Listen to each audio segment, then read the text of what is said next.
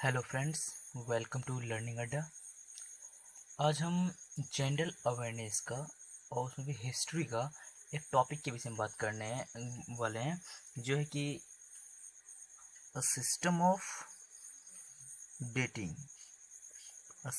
Dating के विषय में हम बात करने वाले हैं। ठीक है, इसमें हम पढ़ने वाले हैं बीसी एंड एडी के विषय में। ठीक है, इसमें हम जानेंगे बीसी और एडी के विषय में कि बीसी क्या होता है, एडी क्या होता है, किस टाइम इंटरवल को कैसे बीसी बोलते हैं, एडी बोलते हैं। हम इसमें टाइमलाइन के विषय में भी बात करेंगे। इसमें बहुत सारी चीज़ें हम ऐसे पढ़ने वाले हैं और इस वीडियो को देखने के बाद आपको बीसी और एडी के विषय में तो कोई डाउट होगा ही नहीं। और हम आपको ग्रेगोरियन कैलेंडर की जो डेवलपमेंट का सीक्वेंस है कि उस कैसे उसका फॉर्मेशन वो कैसे बना है, हम ये सारी चीज़ें भी आपको बताने वाले हैं। आप बीसी और एडी को भी समझ पा रहे होंगे। ये वीडियोस हम हिंदी में एक्सप्लेन करने वाले हैं। ये दोनों मीडियम्स बाइलिंगुअल होगा। सिर्फ लिखा हुआ जो है ये इंग्लिश में होगा, जिसे मैं पूरी तरह हिंदी में बताऊंगा। ठीक है, तो चलिए हम देखते हैं। बीसी जो है, ये बीसी जो है ये is acronym of before Christ. ये बिफोर क्राइस्ट का क्या है, एक्रोनेम है, जो शॉर्ट फॉर्म से बोलते हैं। तो एक्रोनेम है बिफोर क्राइस्ट का। ठीक है, बीसी क्या है, एक्रोनेम से बिफोर क्राइस्ट का। और यह एक इंग्लिश फ्रेज है। यह क्या है, एक इंग्लिश फ्रेज है जिसका मीनिंग होता है, जिसका मतलब होता है before the birth of Jesus Christ. मतलब जीसस क्राइस्ट जो थे, ईसा मसीह से बोलते हैं, यीशु मसीह, उसके जन्म के पहले की जो बातें हैं उन्हें हम क्या बोलते हैं, बिफोर क्राइस्ट। और उस इन शॉर्ट उसे हम क्या बोलते हैं, बीसी। और सो हम क्या बोलते हैं, before the birth of Jesus Christ, मतलब ईसा मसीह के जन्म के पहले, क्यों क्या बोलते हैं, इज नॉन एज, इसे जाना जाता है किस रूप में, बिफोर क्राइस्ट। ठीक है, और इसे हम डिनोट करते हैं शॉर्ट फॉर्म में कैसे, बीसी लिख के। क्या, बीसी लिख के, बिफोर क्राइस्ट। ठीक है, जैसे कि हम देखिए, अब आपको ये समझना होगा कि ईसा मसीह के जन्म के पहले जो थे, जिसे हम बीसी बोलते हैं, आखिर वो क्या बीसी था, उसकी क्या खासियतें थी, तो ये सारी चीज़ें हम सीखेंगे। तो एक्चुअली बीसी में क्या हुआ करता था कि टाइम का जो काउंटिंग होता था वो बैकवर्ड चलता था। ठीक है, वो बैकवर्ड चलता था। और जीसस क्राइस्ट के बर्थ के बाद हम क्या करते हैं, फॉरवर्ड काउंटिंग करते हैं। ठीक है, तो हम देखते हैं यहाँ पे क्या है।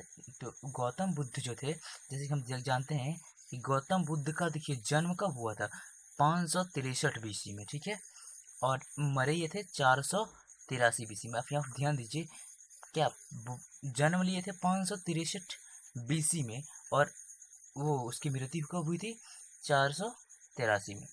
ठीक है, 483 बीसी में। तो आपको यह समझ में आ रहा होगा कि ये तो 583 तो अभी मेरा नंबर लाइन के हिसाब से ये बाद होना चाहिए 483 का, लेकिन हम क्या करते हैं, बीसी में टाइम को उल्टा काउंट कर रहे थे। तो इसीलिए फिर 563 बीसी में गौतम बुद्ध का जन्म हुआ था और इसकी मृत्यु 483 बीसी में हुई थी। और जैसे कि आप देख सकते हैं, अलेक्जेंडर द ग्रेट जो थे, तो इसका भी जन्म जो है 356 बीसी में हुआ था और इसकी मृत्यु जो है 327 बीसी में हुई थी। ठीक है, तो उम्मीद करता हूँ ये आपको समझ में आया होगा। उसे अगर नहीं अभी आया है तो हम इसे टाइम लाइन पर जब देखेंगे तो पूरी तरह आपको समझ में आ जाएगा। और देखिए, हम यहाँ बात करते हैं एडी के विषय में। अब एडी क्या है, ये एक्रोनेम से किसका, एनो डोमिनी का। एडी किसका एक्रोनेम से, एनो डोमिनी का। ठीक है, एनो डोमिनी का एक्रोनेम्स क्या है, एडी है। यह देखिए, आप जब हम यहाँ पढ़े थे कि बीसी के विषय में, तो इसके विषय में बताया गया था ये इंग्लिश फ्रेज है। ठीक है, तब इसका मीनिंग बताया गया था before the birth of Jesus Christ. ठीक है, जीसस क्राइस्ट के जन्म से पहले। लेकिन यहाँ देखिए, एडी के विषय में बताया जा रहा है ये एक्रोनेम्स है ऑफ किसका, एनो डोमिनी का। लेकिन ये क्या है, लैटिन फ्रेज है। ठीक है, ये क्या है, लैटिन फ्रेज है। ये क्या है, लैटिन फ्रेज है। और इसका मीनिंग होता है in the year of the Lord. मतलब जीसस क्राइस्ट जो थे, इसका जो ईयर था इसी को बोलते थे हम क्या, जिस साल में इसका जन्म हुआ, एक्चुअली हम उसी को बोलते हैं। मतलब जब वो जन्म हुआ तो वो उसी का साल कहलाया। तो हम बोलते हैं इसके जब समय था, इसी के समय, इसके समय की शुरुआत जब से हुई, तो उसे हम क्या बोलते हैं, एनो डोमिनी। ठीक है, इसका एनो डोमिनी बोलते हैं। तो इसका मतलब जीसस क्राइस्ट के जो समय है उस समय को की हम बातें कर रहे हैं, तो वो है एनो डोमिनी। ठीक है, so the year begin with birth of Jesus Christ is known as anno domini. तो हम क्या देखते हैं कि जो साल जीसस क्राइस्ट के जन्म से शुरुआत होती है उसे हम क्या बोलते हैं, एनो डोमिनी बोलते हैं, begin with the birth of Jesus Christ. ठीक है, तो इसी को बोलते हैं एनो डोमिनी, डिनोटेड एज एडी। इसे हम डिनोट किससे करते हैं, एडी इन शॉर्ट। ओके, तो चलिए, Jesus Christ was crucified. Jesus Christ के विषय में आप जानते होंगे कि इसे क्रूसीफाइड कर दिया गया था, मतलब सूली पे चढ़ा दिया गया था। ये जीसस क्राइस्ट को जो क्रूसीफाइड किया गया था ये 30 एडी में किया गया था, जो कि उसका 30 साल का उम्र हुआ था जिस समय में। ठीक है, तो और चलिए हम आगे देखते हैं। अब जैसे यहाँ देखते हैं, अब इसके बाद अब हम एडी में देख रहे हैं। हजरत मोहम्मद जो थे, इसका जन्म हुआ था 570 एडी में और मृत्यु हुई थी 632 में। यहाँ आप देख रहे हैं सीधा है, जैसे हमारा नंबर लाइन होता है, बस ये सेम वैसा ही है। ठीक है, तो चलिए अब हम और देखते हैं, इसे नंबर लाइन पे हम देखते हैं, सॉरी टाइम लाइन पे देखते हैं कि आखिर ऐसा कैसे होता है। ठीक है,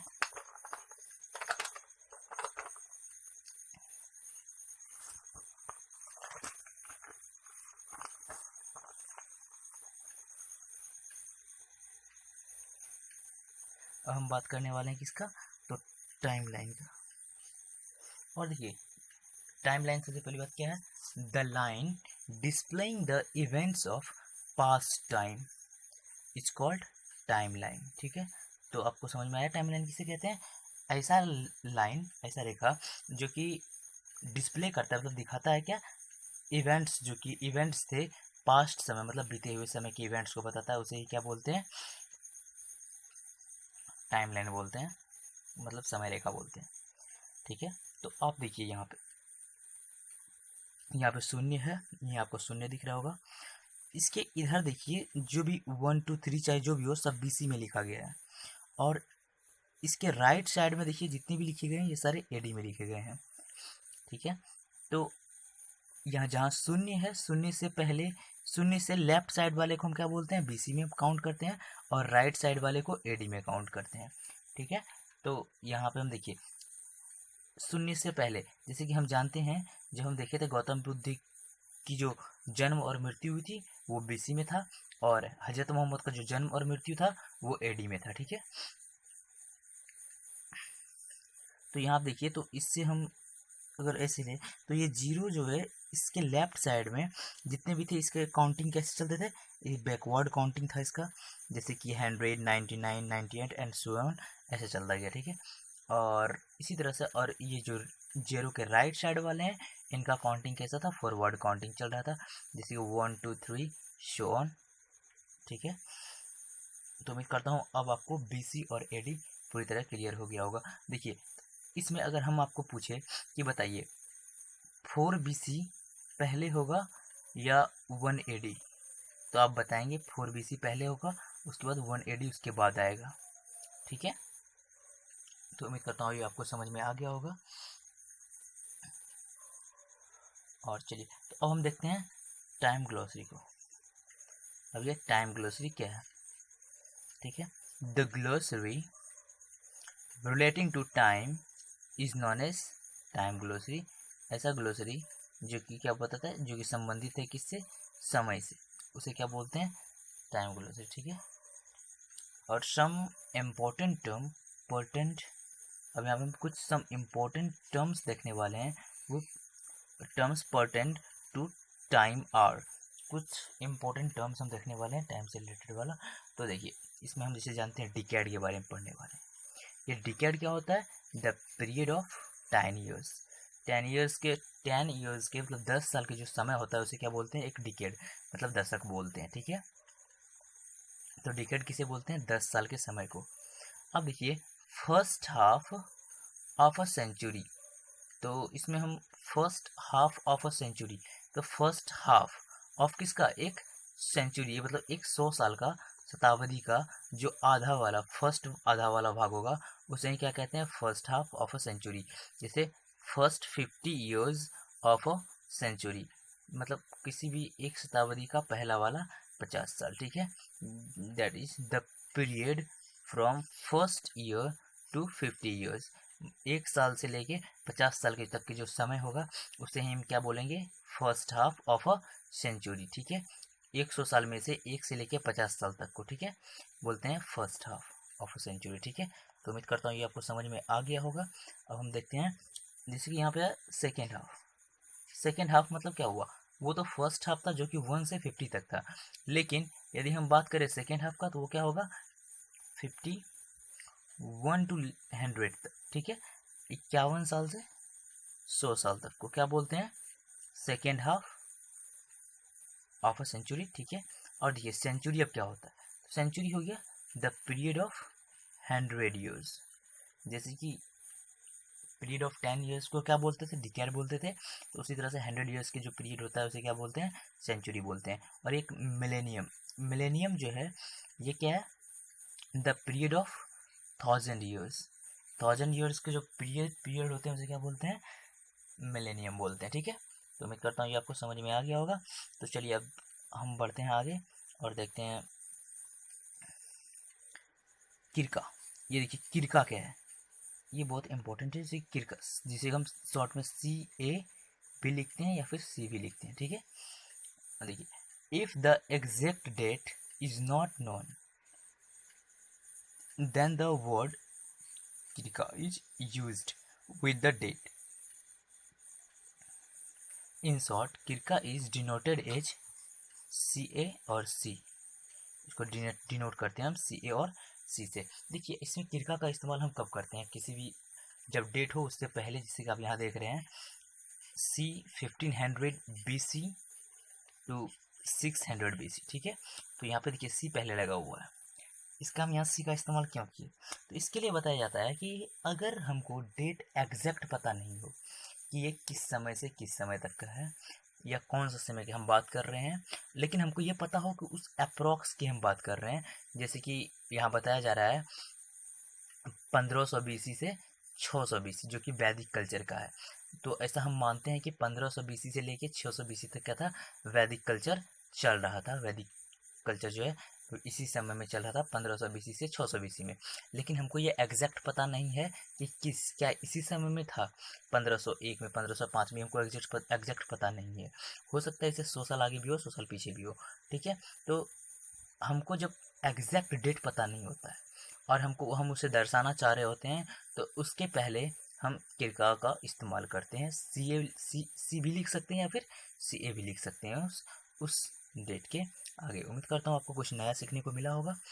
तो चलिए हम थोड़ा देख लेते हैं, जितना हम पहले पीछे अभी हम पढ़े हैं, तो देखते हैं कि हम इस समय सब कुछ समझ पाए हैं। तो चलिए इसका हम एक बार ठीक से देख लेते हैं इसे। ठीक है, देखिए first decade of 20 century AD, 20वीं शताब्दी का जो पहला दशक था वो क्या था, 20वीं शताब्दी। सबसे पहली बात, 20वीं शताब्दी क्या होता है, 20वीं शताब्दी हम बोलते हैं 1901 से जो है पूरा पूरा 2000 तक को। ठीक है, तो आपको हम बोल रहे हैं फर्स्ट डिकेड मतलब पहला दशक किसका, 20वीं शताब्दी का, तो वो हो जाएगा 1901 AD से लेके 1910 AD तक। ठीक है, और हम बोलते हैं फिफ्थ डिकेड किसका, 20th सेंचुरी का, मतलब 20वीं शताब्दी का जो 5वां दशक था वो क्या था, वो होगा 1941 AD से लेके 1950 AD तक का समय को बोलेंगे fifth decade of 20th century, मतलब 20वीं शताब्दी का 5वां दशक जो होगा 1941 AD से 1950 AD तक।